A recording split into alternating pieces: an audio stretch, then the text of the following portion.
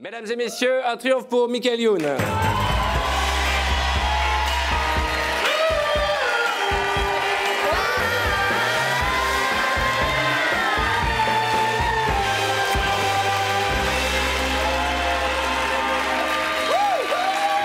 Michael Youn. Ça va? Super. Bienvenue, ça fait plaisir, hein? C'est plus petit que chez toi. Ah ouais. Tout est plus petit que chez moi. Ah, ouais. vache. Mais en même temps, c'est cosy, c'est C'est confortable, cosy, les c'est gens sont chaleureux. souriants, c'est chaleureux, c'est très bien. En tout cas, il a mis la cravate, il est classe, hein, il est élégant. Hein. Ah ouais. Alors, il y a une tradition dans l'émission. Pendant que le public s'installe, on leur demande de dessiner le portrait de l'invité. Et là, on a du talent. Hein. Ouais. On a vraiment des gars qui ont du talent. Donc, il y a Pierre qui est dans le public. Vous êtes quelque part, Pierre, oui? Criez pour dire que vous êtes là. Ouais, Pierre. Ah oui, c'est un gros cri, ça. Ouais. Pierre, il t'a dessiné comme ça. En précisant, c'est l'affiche de ton spectacle. Ouais. Alors, je ne sais pas si on voit bien cette petite chose qui est censée représenter ton sexe. Non, non, pas du tout, puisque là, c'est du squelette, donc c'est un os pénien. Oui, c'est un petit os pénien. Je fais partie des rares personnes qui ont un os dans le pénis. Ça fait pas mal? Non. Alors, là, c'est Micheline. Alors, Micheline, elle t'a dessiné... Donc je suis du Hezbollah maintenant. Je sais pas. J'ai même l'impression que t'as une kippa là-dessus. On dirait un portrait robot d'un terroriste. Et puis, c'est bizarre, ton nez, on dirait la touche pause du magnétoscope. Ouais. Daniel est là? Ouais. Criez, Daniel? Ouais. C'est une femme. Daniel, alors elle, c'est Pierre Palmade. Hein. C'est pas Michael Youn, c'est Pierre Palmade. Je suis peut-être difficile à caricaturer, il faut voir. Hein. Tu dessines bien, toi? Pas du tout. Pas du tout. C'est-à-dire, si on dit faites-moi une maison, dessinez-moi un mouton. Oh, une maison, ça, depuis l'âge de 3-4 ans, je sais faire, mais pas plus, non. Pourquoi tu me regardes comme ça? Tout va bien. En plus, Mais tout va bien. Ce petit look là avec les cheveux pas lavés ou. Si, c'est lavé, mais c'est délavé, c'est délavé. Pour les besoins c'est d'un délavé. film, Ah, c'est pour un film? Oui. Quel film? Un biopic sur Evelyne Delia. D'où la couleur des cheveux. Et j'incarne Evelyne Delia.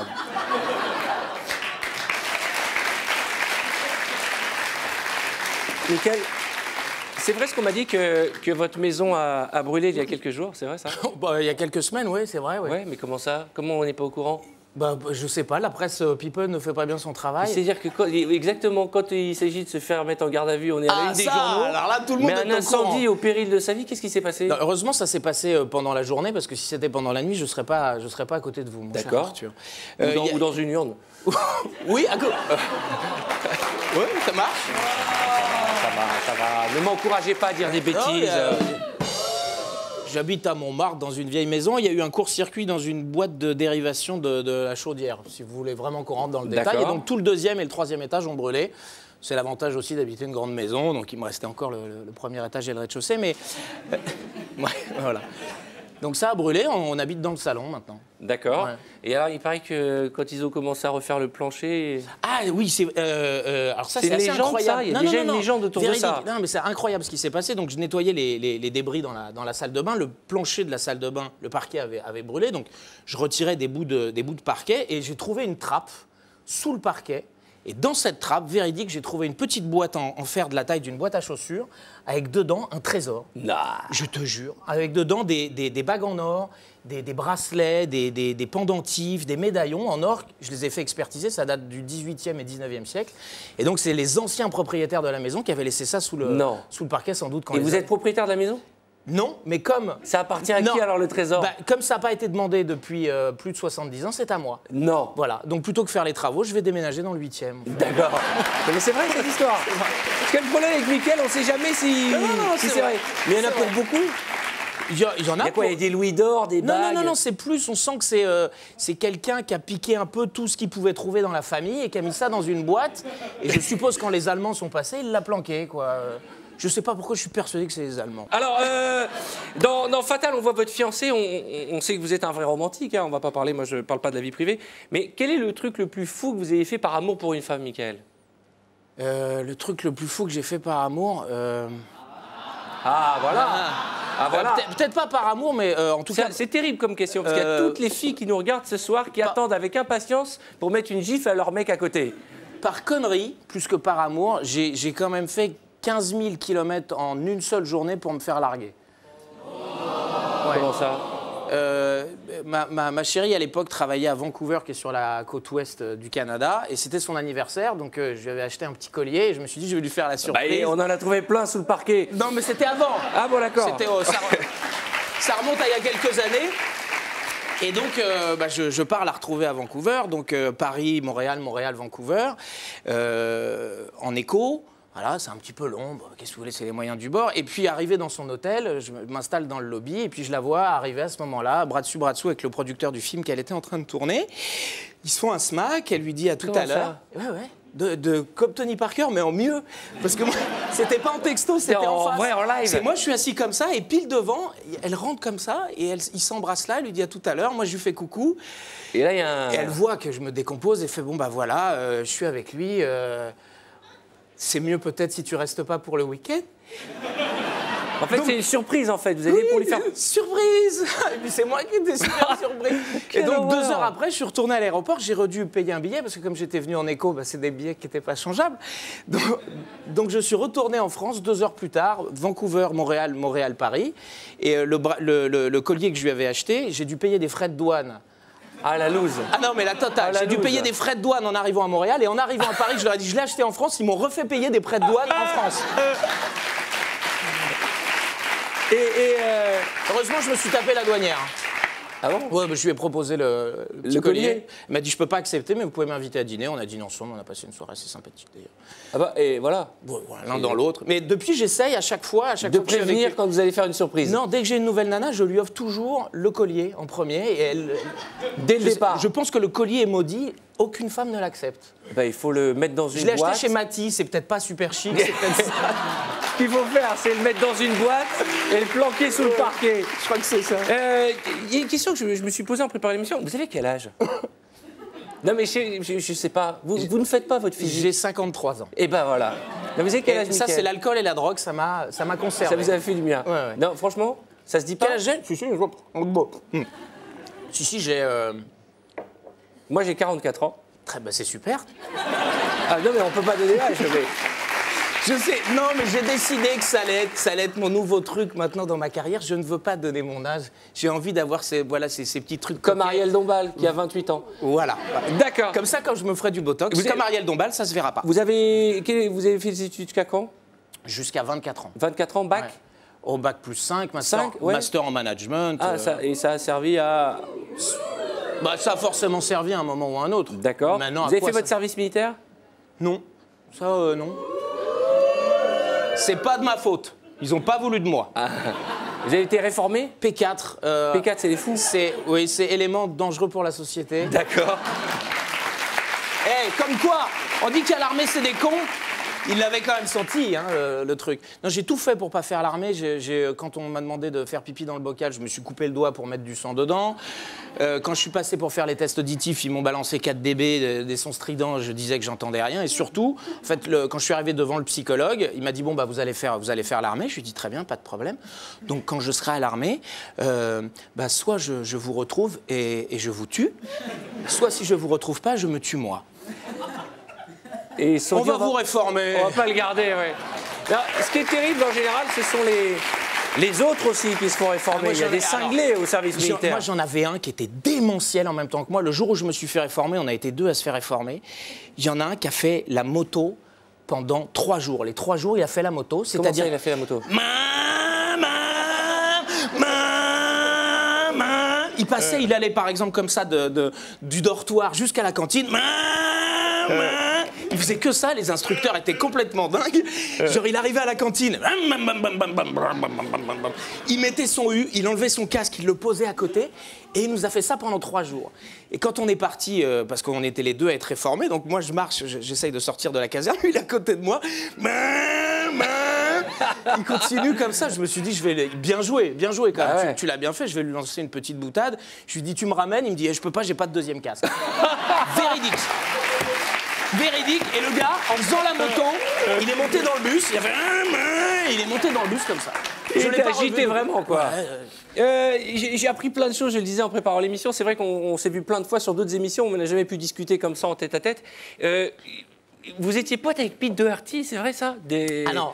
Pete Doherty de Là, c'est vous tout me ça. lancez sur des sujets qui vont fâcher Arthur, parce que là, les fans des Libertines vont pas être contents. Pourquoi? En fait, moi, j'étais pas pote avec Pete Doherty, mais j'habitais avec un de mes meilleurs potes, Yuri, qui est très pote, lui, avec les Libertines. Les Libertines, c'était le groupe de Pete Doherty avec Karl Lagerfeld. Non, Karl Barrow et Pete Doherty. Bref, ils font un concert à Paris. Et mon pote les invite à faire l'after à la maison. Alors, vous imaginez ce que c'est que les afters de Pete Doherty, quoi. Ouais. Ils sucent pas que des glaçons. Donc, ils font l'after, ça picole, ça fait tout ce que vous voulez, etc., etc. Moi, j'étais dans ma chambre à l'étage et je savais pas du tout qui était Pete Doherty. Ils font du bruit comme c'est pas possible. Moi, je commence à les engueuler, à leur dire, mais vous allez me foutre la paix, j'aimerais dormir, etc. Ils se foutent de ma gueule, etc., etc. Je m'énerve, je les fous dehors de chez moi et Pete Doherty avait oublié son blouson à l'intérieur. Il a commencé à vouloir défoncer ma porte. Donc moi, je suis sorti, je lui ai mis un petit taquet. Enfin, vous me connaissez, Arthur. Ouais. Ah, je suis un peu sanguin de temps en temps, là, faut pas me sauver. Et son pote m'a défendu à dire, non, mais c'est normal, on fait du bruit chez lui, t'as oublié son blouson, tu lui défonces sa porte, demande-lui normalement, quoi. Et ils se sont mis à se battre tous les deux. Et 2 jours après, j'ai entendu à la radio que les Libertines s'étaient séparés après leur concert parisien à la suite d'une violente Ça veut dire que c'est à cause de vous que le groupe les Libertines se sont séparés. Voilà. Donc, si vous avez envie de poser des bombes à la maison, j'habite à Montmartre, une maison qui a brûlé, donc elle est facile à retrouver.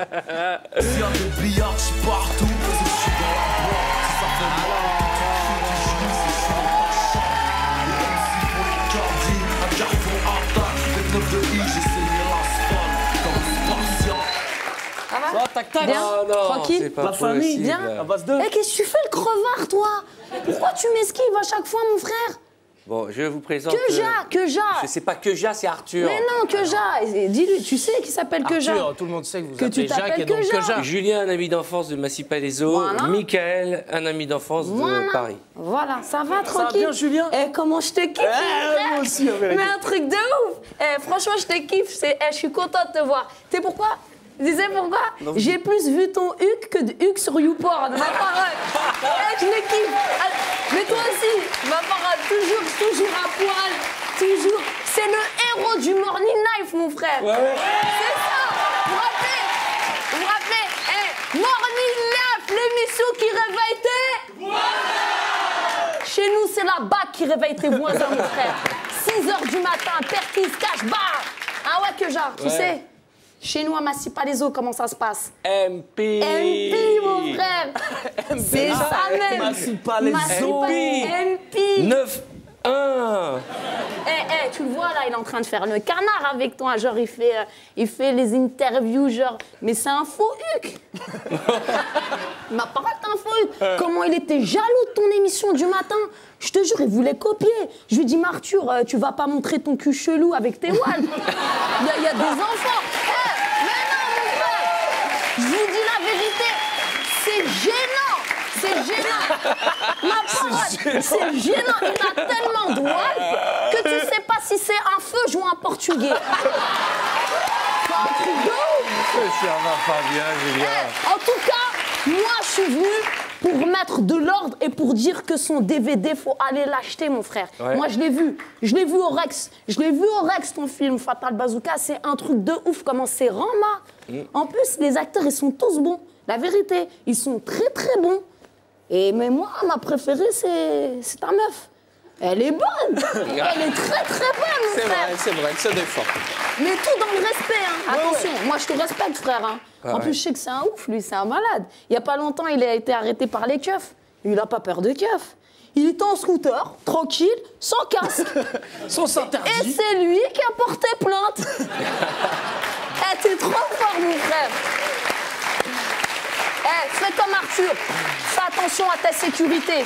Lui, quand il fait du vélo, il met un casque de moto. Ouais, on sait jamais. Non, mais c'est pour pas On qu'on sait le jamais. reconnaisse. Quand il marche, il met un casque. Même quand il ken, il met un casque. Je te jure. Mais ça, attends. Ça, c'est pour pas que la meuf elle voit sa teuté, hein, sinon elle part. Ouais. Bon, Michael, c'est ça que je voulais te demander. Ils sont où tes potos? Lesquels? Les deux, là, avec qui t'es tout le temps. La famille. Ah, ils Non, ont... le grand nègre, là, le petit gros, là. Ils ont eu des... Mais comment il s'appelle, là? Vincent et Vincent Benjamin. Gosania. Ils sont... ils ont des petits problèmes. Non, parce qu'il y a un truc, moi, ça m'énerve. Ça veut dire, toi, tu réussis, t'es bien, t'es à l'aise, tranquille, et tu fais pas croquer la famille. Mais bien sûr que je l'ai fait croquer, qu'est-ce que tu crois? C'est faux. C'est faux. Mais attends, Vincent, non, arrête tes ferme ta conneries. gueule, Vincent, il est pas... Viens, spéta. Mais on se Balayette, pète. Non, balayette. attention, parce que ça part avec elle. Ça Hein. part. Mais attends, tu crois que ça part pas? Je craque. Non, tu sais pourquoi? Parce que moi, je les ai vus. Attends. Écoute, je les ai vus dans le 18e arrondissement. Ma parole. C'est des guédros maintenant. Ah, vas-y, fais attention à ce C'est que tu des dis. guédros, mon frère. Ils prennent sont du installés grave, quecra. ouais. Mais va les aider. Pourquoi tu les aides pas? J'aime pas le quecra. Ah, tu me vénères, frère. Fais comme Arthur. Lui, il n'oublie pas la famille. Ah bon? Ouais. Toi, tu nous aides un petit peu. Ah bon? Bon, il n'a pas le choix en même temps. J'ai tellement de dossiers sur lui. Tu flippes pas. Non, arrête. T'es mal, fais flip. Ah non. Arrête de flipper. Non, je flippe pas, mais je sais où tu veux en venir. Mais bon, voilà quoi. Hein. Il y a des petits bébés Arthur un peu partout dans la France. Non.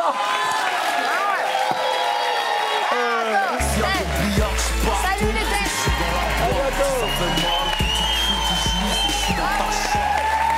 Amel Chabi, mesdames et messieurs. Tu as passé un bon moment avec nous? Ça, c'est déjà On a fini. commencé par se vouvoyer, on s'est tutoyé, je sais plus si on va finir par s'embrasser. C'est ambigu, c'est comme la première fois quand Mickaël, tu rencontres... reviendras? Ouais. Mesdames et messieurs, Mickaël Youn. Merci, Mouchard.